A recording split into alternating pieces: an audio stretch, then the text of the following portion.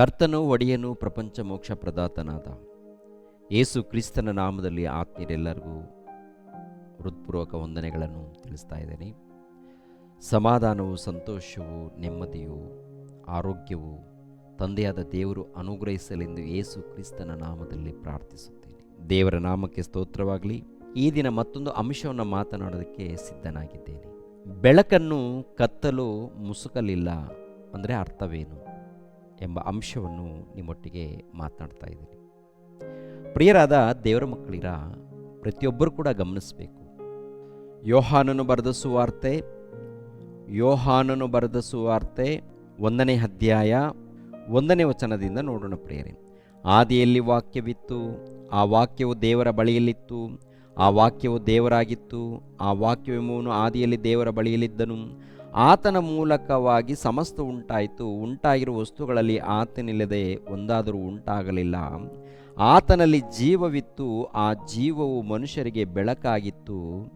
ಆ ಬೆಳಕು ಕತ್ತಲಲ್ಲಿ ಪ್ರಕಾಶಿಸುತ್ತದೆ, ಕತ್ತಲು ಅದನ್ನು ಮುಸುಕಲಿಲ್ಲ.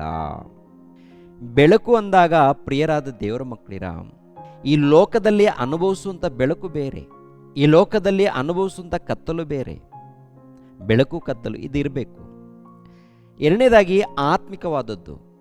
ಬೆಳಕು ಅಂದಾಗ ದೇವರ ಮೂಲಕ ಬೆಳಕು, ದೇವರು ಬೆಳಕಾಗಿದ್ದಾನೆಂದರೆ ದೇವರು ಜ್ಞಾನ ಸ್ವರೂಪನು, ಪ್ರೀತಿ ಸ್ವರೂಪನು, ದೇವರ ವಾಕ್ಯವೆಂಬ ಜ್ಞಾನವೆಂಬ ಬೆಳಕು ಪ್ರಿಯರೇ. ಈ ಅಂಧತ್ವದಲ್ಲಿ, ಅಂಧಕಾರದ ಲೋಕದಲ್ಲಿ, ಕತ್ತಲೆ ಎಂಬ ಲೋಕದಲ್ಲಿ ಅಂದಾಗ ಮೂಢತ್ವದಲ್ಲಿದ್ದಂಥ ಸಮಾಜ, ಮೂಢ ಆಚಾರಗಳು, ಸೈತಾನನ ಹತೋಟಿಯಲ್ಲಿ ನಡೆಯುವಂಥ ಕಾರ್ಯಕ್ರಮಗಳು ಇದೆಯಲ್ಲ, ಇದಕ್ಕೆ ಅಂಧತ್ವ, ಅಂಧಕಾರದ ದೊರೆತನ, ಕತ್ತಲು. ಈ ಕತ್ತಲಲ್ಲಿ ಇದ್ದಂಥ ಸಮಾಜ ಅಂದರೆ ಜನರು ಕತ್ತಲಲ್ಲಿ ಇದ್ದಾರೆ. ಕತ್ತಲಲ್ಲಿ ಇದ್ದಂಥ ಈ ಜನರು ಯಾರನ್ನ ಒಪ್ಪಿಕೊಳ್ತಾ ಇಲ್ಲಪ್ಪ ಅಂತ ನೋಡುವಾಗ ದೇವರ ಜ್ಞಾನವೆಂಬ ಬೆಳಕನ್ನು, ದೇವರ ಜ್ಞಾನವೆಂಬ ಯೇಸು ಕ್ರಿಸ್ತನೆಂಬ ಬೆಳಕನ್ನು ಒಪ್ಪಿಕೊಳ್ತಾ ಇಲ್ಲ. ಒಪ್ಪಿಕೊಳ್ಳುವವರು ಸ್ವಲ್ಪ ಮಂದಿ. ಆ ಸ್ವಲ್ಪ ಮಂದಿ ಒಪ್ಪಿಕೊಂಡಾಗ ದೇವರ ಮಕ್ಕಳಾಗ್ತಾರೆ ಪ್ರಿಯರೇ. ಯೋಹಾನನು ಬರೆದ ಸುವಾರ್ತೆ 3ನೇ ಅಧ್ಯಾಯ 19ನೇ ವಚನದಿಂದ ನೋಡೋಣ. 19ನೇ ವಚನದಿಂದ, ಬೆಳಕು ಲೋಕಕ್ಕೆ ಬಂದಿದ್ದರೂ ಮನುಷ್ಯರ ಕೃತ್ಯಗಳು ಕೆಟ್ಟವುಗಳಾಗಿರುವುದರಿಂದ ಅವರು ಬೆಳಕಿಗಿಂತ ಕತ್ತಲೆಯನ್ನೇ ಹೆಚ್ಚಾಗಿ ಪ್ರೀತಿಸಿದರು. ಇಲ್ಲಿ ಗಮನಿಸಬೇಕು, ದೇವರು ಬೆಳಕಾಗಿದ್ದಾನೆ, ದೈವಕುಮಾರನಾಗಿಂತ ಯೇಸು ಕ್ರಿಸ್ತರು ಬೆಳಕಾಗಿದ್ದಾನೆ. ಆತನು ಜ್ಞಾನ ಸ್ವರೂಪನು, ಆತನು ಪ್ರೀತಿ ಸ್ವರೂಪನು, ಆತನಲ್ಲಿ ಪ್ರೀತಿ ಇದೆ, ಜ್ಞಾನ ಇದೆ ರೀ. ಆ ಜ್ಞಾನವೆಂಬ ಬೆಳಕು ನಾವು ಸೇರಿಸಿಕೊಂಡಾಗ, ಅರ್ಥ ಮಾಡಿಕೊಂಡಾಗ ನಮಗೆ ಸಮಾಧಾನ ಇರುತ್ತೆ, ಸಂತೋಷ ಇರುತ್ತೆ, ನೆಮ್ಮದಿ ಇರುತ್ತೆ, ಆನಂದ ಇರುತ್ತೆ. ಒಂದು ವೇಳೆ ಸತ್ತೋದರೆ ನಿತ್ಯ ಜೀವ ಇರುತ್ತೆ ಪ್ರಿಯರೇ. ಏನು ಸಿಗುತ್ತೆ ಹೇಳಿ? ನಿತ್ಯ ಜೀವ ಅಂದರೆ ಪರಲೋಕಕ್ಕೆ ಹೋಗುವಂಥದ್ದು. ಸಾಯುವಂಥದ್ದು ಖಂಡಿತನಾ? ಹಣವಂತರು ಸತ್ತೋಗ್ತಾರೆ, ಐಶ್ವರ್ಯವಂತರು, ಜ್ಞಾನವಂತರು, ಅಧಿಕಾರದಲ್ಲಿದ್ದವರು ಯಾರೇ ಆಗಿರ್ಬೋದು, ಸಾಯುವಂಥದ್ದು ಖಂಡಿತನಾ ಅಥವಾ ಇಲ್ಲಿ ಏನಾದರೂ ಉಳ್ಕೊಳ್ತಾರ? ಜ್ಞಾನವಂತರು, ಐಶ್ವರ್ಯವಂತರು, ಬುದ್ಧಿವಂತರು, ಸುಂದರರು, ಸುಂದರಿಯರು, ಮೇಧಾವಿಗಳು, ಪಂಡಿತರು, ಅರಸರು, ಒಡೆಯರು, ಚಕ್ರವರ್ತಿಗಳು ಎಲ್ಲರೂ ಸತ್ತೋಗ್ತಾರ ಅಥವಾ ಯಾರಾದರೂ ಉಳ್ಕೊಳ್ತಾರ? ಎಲ್ಲರೂ ಹೋಗ್ತಾರೆ. ಹೋಗ್ತಾರೆ. ದೇವರ ಜ್ಞಾನವೆಂಬ ಬೆಳಕನ್ನು ಪಡೆದುಕೊಂಡು ಹೋಗಬೇಕು. ಅಂಧತ್ವದಲ್ಲಿ, ಮೂಢತ್ವದಲ್ಲಿ, ಅಂಧಕಾರದ ದೊರೆತನದಲ್ಲಿ, ಕತ್ತಲಲ್ಲಿ ಇದ್ದು ಹೋದಾಗ ಏನ್ರಿ, ಒಂದೇ ಒಂದು ಕ್ಷಣದಲ್ಲಿ ಯಾತನೆ ಪಡುವಂಥ ಸ್ಥಳಕ್ಕೆ ಹೋಗಬೇಕಾಗತ್ತೆ. ಯಾತನೆ ಪಡುವಂಥ ಸ್ಥಳಕ್ಕೆ. ಕತ್ತಲು ಅಂದರೆ ಸೈತಾನನಿಗೆ ಹೋಲಿಸಿದ್ದಾರೆ. ಆ ಕತ್ತಲೆಯಲ್ಲಿ, ಅಂಧತ್ವದಲ್ಲಿ, ಅಂಧಕಾರದ ದೊರೆತನದಲ್ಲಿ ಇದ್ದಾಗ ಈ ಲೋಕದಲ್ಲಿ ಮೂಢತ್ವದಲ್ಲಿ ಅಂದರೆ ಸೈತಾನನಲ್ಲಿ ಇದ್ದಂಥವ್ರಂತ ಅರ್ಥ ರೀ. ಮೂಢತ್ವ, ಮೂಢಾಚಾರಗಳು, ಮೂಢನಂಬಿಕೆಗಳು, ಅದ್ರ ಜೊತೆಗೆ ನೋಡುವಾಗ ಅನೇಕ ತಪ್ಪು ಕಾರ್ಯಕ್ರಮಗಳು. ಯಾಕೆಂದರೆ ಲೋಕದಲ್ಲಿದ್ದಂಥ ಜನ ಅದಕ್ಕೆ ಇಷ್ಟಪಡ್ತಾ ಇದ್ದಾರೆ. ದುಷ್ಕಾರ್ಯಕ್ರಮಗಳು, ಒಳ್ಳೆಯದನ್ನು ಅವರು ಒಪ್ಪಲ್ಲ. ಅದಕ್ಕೆ ಇಲ್ಲಿ ಬರೆಯಲ್ಪಟ್ಟಿದೆ, ಚೆನ್ನಾಗಿ ಆಲೋಚನೆ ಮಾಡಿ. ಬೆಳಕು ಲೋಕಕ್ಕೆ ಬಂದಿದ್ದರು. ಬೆಳಕು ಅಂದರೆ ದೇವರು, ಅಂದರೆ ಯೇಸು ಕ್ರಿಸ್ತರು. ಬಂದಿದ್ದರು. ಮನುಷ್ಯರ ಕೃತ್ಯಗಳು ಕೆಟ್ಟವುಗಳಾಗಿರುವುದರಿಂದ ಅವರು ಬೆಳಕಿಗಿಂತ ಕತ್ತಲೆಯನ್ನೇ ಹೆಚ್ಚಾಗಿ ಪ್ರೀತಿಸಿದರು. ಕತ್ತಲೆಯನ್ನು ಅಂದರೆ ಕುಡಿಯೋದನ್ನು ಇಷ್ಟಪಡ್ತಾರೆ, ಅನೇಕ ಚಟಗಳನ್ನು ಇಷ್ಟಪಡ್ತಾರೆ. ಈ ಲೋಕದಲ್ಲಿ ಅನೇಕ ಚಟಗಳಂದರೆ ಏನೇನಿದೆ ಚಟಗಳು? ದೊಡ್ಡ ಪಟ್ಟಿ ಹಾಕ್ಕೊಳ್ಳಿ ಒಂದ್ಸಾರಿ. ಒಂದು ಕುಡುಕ್ತನ ಎನ್ನುವಂಥದ್ದೊಂದು ಚಟ, ಸಿಗರೆಟ್ಗಳು, ಬೀಡಿಗಳು ಇದೊಂದು ಚಟ, ಗುಟ್ಕಗಳು ಇದೊಂದು ಚಟ, ವ್ಯಭಿಚಾರ ಅನ್ನೋದು ಇದೊಂದು ಚಟ, ಸುಳ್ಳು ಹೇಳುವಂಥದ್ದು ಇದೊಂದು, ಮೋಸ ಮಾಡುವಂಥದ್ದು ಮತ್ತೊಂದು, ಆಮೇಲೆ ಗಾಂಜಾ ಆಗಿರ್ಬೋದು, ಡ್ರಗ್ಸ್ ಆಗಿರ್ಬೋದು. ಇವು ಈ ಲೋಕದಲ್ಲಿ ಅನೇಕ ಚಟಗಳಿವೆ, ಅನೇಕ ದುಷ್ಟ ಚಟಗಳಿವೆ. ಈ ದುಷ್ಟ ಚಟಗಳಿಗೆ ಒಳಪಟ್ಟಂಥ ಮನುಷ್ಯರು ದೇವರ ಬಳಿಗೆ ಬರಲ್ಲ, ದೇವರ ಬಳಿಗೆ ಬರೋದಿಲ್ಲ. ಇನ್ನು ಲೋಕದ ಆಸೆಗಳು, ಅನೇಕ ಆಸೆಗಳು, ಅದು ತಿನ್ನಬೇಕು, ಇದು ತಿನ್ನಬೇಕು, ಅಲ್ಲಿಗೆ ಹೋಗಬೇಕು, ಇಲ್ಲಿಗೆ ಹೋಗಬೇಕು, ಅದು ಇದು ಏನೇನೋ ಮಾಡಬೇಕು ಅಂತೇಳಿ ಅನೇಕ ಆಸೆಗಳು, ಕೋರಿಕೆಗಳು ಇಟ್ಟುಕೊಂಡಿರುವುದರಿಂದ ಬೆಳಕನ್ನು ಪ್ರೀತಿಸಲ್ಲ. ಬೆಳಕು ಅಂದರೆ ದೇವರು ಪರಿಶುದ್ಧನಾಗಿರುವುದರಿಂದ ಆತನನ್ನು ನಂಬಿರುವಂಥ ಪ್ರತಿಯೊಬ್ಬರು ಕೂಡ ಪರಿಶುದ್ಧರಾಗಿ, ನೀತಿವಂತರಾಗಿ, ಭಕ್ತರಾಗಿ ಬದುಕಬೇಕು. ಇದು ದೇವರ ಸಂಕಲ್ಪ, ದೇವರ ಕೋರಿಕೆ. ಹಾಗೆ ಬದುಕದೆ ಹೋದರೆ ಏನಾಗ್ತಾರಂತಿರುತ್ತೆ? ಬೈಬಲ್ ಪ್ರಕಾರ ನೋಡುವಾಗ ಕಠಿಣವಾದ ತೀರ್ಪಾಗುತ್ತಂತಿರುತ್ತೆ ಪ್ರಿಯರೇ. ಏನ್ರಿ, ಊಟ ಮಾಡೋಣ, ಒಳ್ಳೆ ಊಟ ಮಾಡೋಣ, ತಪ್ಪೇನಿಲ್ಲ. ಒಳ್ಳೆ ವಸ್ತ್ರಗಳನ್ನು ಧರಿಸ್ಕೊಳ್ಳೋಣ, ತಪ್ಪೇನಿಲ್ಲ. ಭಕ್ತಿಯಿಂದ ನಡಿಬೇಕು. ನಾವೆಲ್ಲರೂ ದೇವರನ್ನ ನಂಬಿ ಭಕ್ತಿಯಿಂದ ನಡಿಬೇಕು. ದೇವರನ್ನ ನಂಬಿ ಭಕ್ತಿಯಿಂದ ನಡಿಬೇಕಾದರೆ ಆ ಮಾರ್ಗ ಗೊತ್ತಾಗಬೇಕು. ಆ ಮಾರ್ಗವನ್ನೇ ತೋರಿಸೋದಕ್ಕೇನೆ ಯೇಸು ಕ್ರಿಸ್ತರು 1ನೇ ಶತಮಾನದಲ್ಲಿ ಬಂದರು, ಬೆಳಕಾಗಿ ಬಂದರು, ಜ್ಞಾನವನ್ನು ತೋರಿಸಿದ್ರು. ಪರಲೋಕಕ್ಕೆ ಹೋಗುವಂಥ ಜ್ಞಾನ ಇದು, ಆತ್ಮಿಕವಾದಂಥ ಜ್ಞಾನ ಇದು. ಈ ಜ್ಞಾನವನ್ನು ಅರ್ಥ ಮಾಡಿಕೊಂಡಾಗ ಉಲ್ಲಾಸ, ಸಮಾಧಾನ, ಸಂತೋಷ, ಆನಂದ, ಆರೋಗ್ಯ ಪ್ರತಿಯೊಂದು ಕೂಡ ಸಿಗುತ್ತೆ ಪ್ರಿಯರೇ.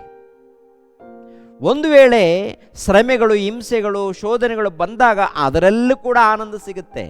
ಸತ್ತೋದರೆ ನಿತ್ಯ ಜೀವ ಸಿಗುತ್ತೆ, ಪರಲೋಕ ಸಿಗುತ್ತೆ. ಅಂಥ ಅದ್ಭುತವಾದಂಥ ಅವಕಾಶವನ್ನು ದೇವರು ಕೊಟ್ಟಿದ್ದಾರೆ ಪ್ರಿಯರೇ. ಮತ್ತೊಂದು ಸಾರಿ ಈ ವಚನವನ್ನು ನೋಡೋಣ. ಬೆಳಕು ಲೋಕಕ್ಕೆ ಬಂದಿದ್ದರೂ ಮನುಷ್ಯರ ಕೃತ್ಯಗಳು ಕೆಟ್ಟವುಗಳಾಗಿರುವುದರಿಂದ ಅವರು ಬೆಳಕಿಗಿಂತ ಕತ್ತಲೆಯನ್ನೇ ಹೆಚ್ಚಾಗಿ ಪ್ರೀತಿಸಿದರು.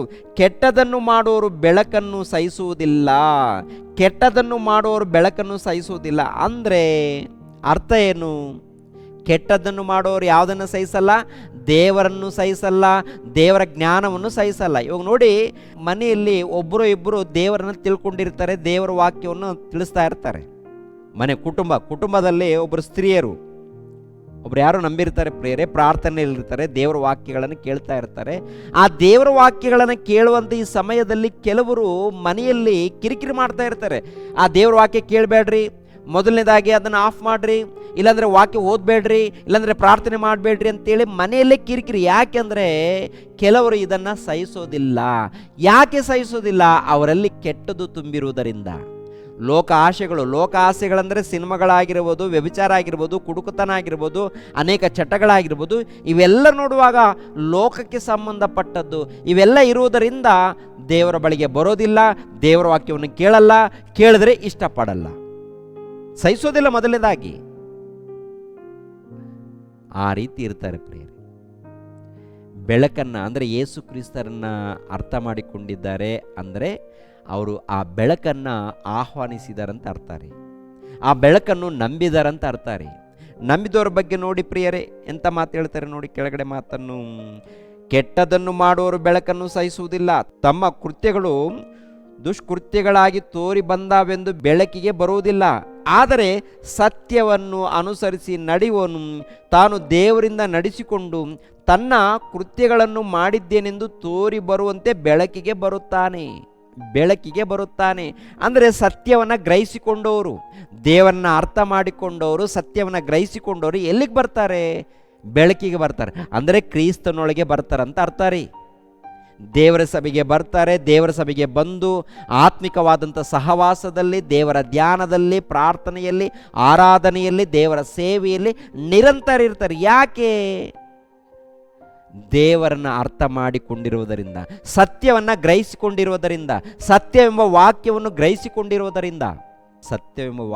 ಗ್ರಹಿಸಿಕೊಂಡಾಗ ಆ ದೇವರು ಅರ್ಥ ಆಗ್ತಾರೆ, ಯೇಸು ಕ್ರಿಸ್ತರು ಅರ್ಥ ಆಗ್ತಾರೆ, ಪವಿತ್ರಾತ್ಮನ ಅರ್ಥ ಆಗ್ತಾರೆ, ಪರಲೋಕ ಅರ್ಥ ಆಗುತ್ತೆ, ನಮ್ಮ ಜೀವನ ಯಾಕೆ ಅನ್ನುವಂಥದ್ದು ಅರ್ಥ ಆಗುತ್ತೆ. ಅರ್ಥ ಮಾಡಿಕೊಂಡಿರುವಂಥ ಇವರು ದೇವರ ಧ್ಯಾನದಲ್ಲಿ ಭಕ್ತಿಯಲ್ಲಿ ಜೀವಿಸ್ತಾರೆ ಏನ್ರಿ. ಒಂದು ವೇಳೆ ಸತ್ತೋದ್ರೆ ನಿತ್ಯ ಜೀವನ ಪಡ್ಕೊಳ್ತೀವಿ ಅಂತ ನಂಬಿಕೆ ಅವರಲ್ಲಿರುತ್ತೆ. ಆದ್ದರಿಂದ ಪ್ರಿಯರಾದ ದೇವರ ಮಕ್ಕಳಿರ ಗಮನಿಸಬೇಕು, ಬೆಳಕನ್ನು ಕತ್ತಲು ಮುಸ್ಕಲಿಲ್ಲ ಅಂದರೆ ಗ್ರಹಿಸಲಿಲ್ಲ ಅಂತ ಅರ್ಥ ರೀ. ಲೋಕದಲ್ಲಿ ಇದ್ದಂಥ ಸಮಾಜ ಕತ್ತಲೆಯಲ್ಲಿದೆ. ಕತ್ತಲೆಯಲ್ಲಿ ಇದ್ದಂಥ ಈ ಸಮಾಜಕ್ಕೆ ದೇವರ ವಾಕ್ಯ ಎಂಬ ಬೆಳಕು ಪ್ರಕಾಶಿಸಲ್ಪಡ್ತಾ ಇದೆ. ಕತ್ತಲು ಮುಸುಕಲಿಲ್ಲ ಅಂದರೆ ಕತ್ತಲೆಯ ಸಾಮ್ರಾಜ್ಯದಲ್ಲಿ ಇದ್ದಂಥ ಜನ ಗ್ರಹಿಸಿಕೊಂಡಿಲ್ಲ. ಯಾವುದನ್ನ? ಬೆಳಕನ್ನು ಗ್ರಹಿಸಿಕೊಂಡಿಲ್ಲ. ಮತ್ತೇನು? ಯೇಸು ಕ್ರಿಸ್ತರನ್ನ ಅರ್ಥ ಮಾಡಿಕೊಂಡಿಲ್ಲ, ಅಪಾರ್ಥ ಮಾಡಿಕೊಂಡಿದ್ದಾರೆ. ಇದೊಂದು ಮತಕ್ಕೆ ಸಂಬಂಧಪಟ್ಟಿದ್ದರಿಂದ ಅಪಾರ್ಥ ಮಾಡಿಕೊಂಡಿದ್ದಾರೆ. ಇದೊಂದು ಕುಲಕ್ಕೆ ಸಂಬಂಧಪಟ್ಟಿದ್ದರಿಂದ ಅಪಾರ್ಥ ಮಾಡಿಕೊಂಡಿದ್ದಾರೆ. ಇದೊಂದು ವಿದೇಶಿ ದೇವರಂತೇಳಿ ಅಪಾರ್ಥ ಮಾಡಿಕೊಂಡಿದ್ದಾರೆ.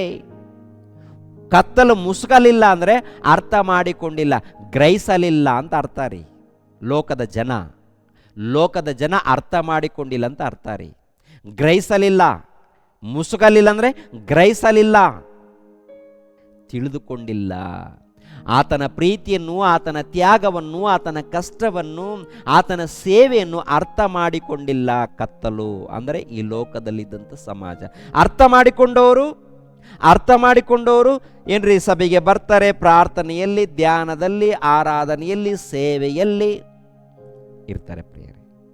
ಇವಾಗ ನಾವು ಅರ್ಥ ಮಾಡಿಕೊಂಡಿದ್ದೀವ? ಅರ್ಥ ಮಾಡಿಕೊಂಡಿದ್ರೆ ಸಹವಾಸದಲ್ಲಿರ್ತೀವಿ. ಅರ್ಥ ಮಾಡಿಕೊಂಡಿಲ್ಲ ಅಂದರೆ ಅರ್ಥ ಮಾಡಿಕೊಳ್ಳೋದಕ್ಕೆ ದೇವರ ವಾಕ್ಯಗಳನ್ನು ಓದೋಣ, ಧ್ಯಾನಿಸೋಣ, ಪಾಲಿಸೋಣ ಪ್ರಿಯರೇ. ಅವಾಗ ಆತ್ಮಕ್ಕೆ ಸಮಾಧಾನ ಇರುತ್ತೆ, ಸಂತೋಷ ಇರುತ್ತೆ. ಸತ್ತರೆ ನಿತ್ಯ ಜೀವ ಸಿಗುತ್ತೆ. ದೇವರು ಪರಲೋಕವನ್ನು ಕೊಡ್ತೀವಿ ಅಂತ ಹೇಳಿದ್ದಾರೆ. ಆದ್ದರಿಂದ ಪ್ರಿಯರಾದ ದೇವರ ಮಕ್ಕಳಿರ ಅರ್ಥ ಮಾಡಿಕೊಂಡು ಭಕ್ತಿಯಿಂದ ಜೀವಿಸಿ ಪ್ರಿಯರೇ. ದೇವರು ನಿಮ್ಮನ್ನು ನನ್ನನ್ನು ಆಶೀರ್ವದಿಸಲಿ. ಎಲ್ಲರೂ ತಲೆಬಾಗಿಸಿರಿ, ಪ್ರಾರ್ಥನೆ ಮಾಡಿ ಮುಗಿಸ್ತೀನಿ. ಸರ್ವವನ್ನು, ಸರ್ವಲೋಕವನ್ನು ಉಂಟು ಮಾಡಿರುವಂಥ ಸರ್ವಶಕ್ತನಾಗಿರುವಂಥ ಮಹೋನ್ನತನಾದಂಥ ನಮ್ಮ ತಂದೆಯೇ, ಅತಿ ಪರಿಶುದ್ಧನಾದಂಥ ನಮ್ಮ ದೇವ, ನಿಮಗೆ ಕೃತಜ್ಞತೆಗಳು, ಸ್ತೋತ್ರಗಳು. ತಂದೆ, ಇಷ್ಟು ತನಕ ಸ್ವಲ್ಪ ವಾಕ್ಯಗಳನ್ನು ನಿಮ್ಮ ಮಕ್ಕಳಿಗೆ ತಿಳಿಸಿದ್ದೀನಿ. ನೇರ ಪ್ರಸಾರದಲ್ಲಿ ಎಷ್ಟು ಮಂದಿ ನಿಮ್ಮ ಮಕ್ಕಳು ವಾಕ್ಯಗಳನ್ನು ತಿಳ್ಕೊಂಡಿದ್ದಾರೋ ಎಲ್ಲರನ್ನು ಹೆಸರುಗಳಿಂದ ಆಶೀರ್ವದಿಸಿ, ಎಲ್ಲ ಕುಟುಂಬವನ್ನು ಬಲಪಡಿಸಿ, ಸಮಾಧಾನ ಸಂತೋಷವನ್ನು ದಯಪಾಲಿಸಿ, ನಿಮ್ಮನ್ನು ಅರ್ಥ ಮಾಡಿಕೊಂಡು ಈ ಲೋಕದಲ್ಲಿ ಬೆಳಕಾಗಿ, ಭಕ್ತರಾಗಿ, ನೀತಿವಂತರಾಗಿ, ನಿಷ್ಠೆಯಿಂದ ಜೀವಿಸುವಂತೆ ಸಹಾಯ ಮಾಡಿ. ಯೇಸು ಪವಿತ್ರ ನಾಮದಲ್ಲಿ ಬೇಡಿ ಹೊಂದಿದೆಯಪ್ಪ ತಂದೆಯೇ, ಆಮೇನ್. ಎಲ್ಲರಿಗೂ ವಂದನೆಗಳು.